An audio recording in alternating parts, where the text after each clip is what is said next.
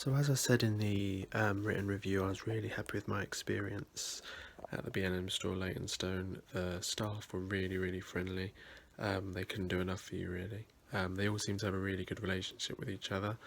And the products were of really high quality. So here's the products I bought.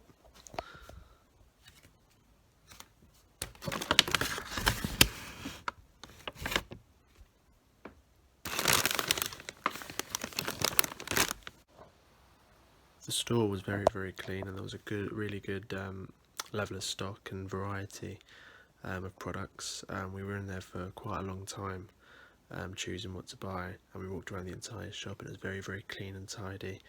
Even though it was quite late on a Saturday, which was really good because I thought it might have been a little bit better on the shelves, and maybe a little bit the staff were overworked, but they were really on top form. So a really good experience overall. Yeah, 10 out of 10.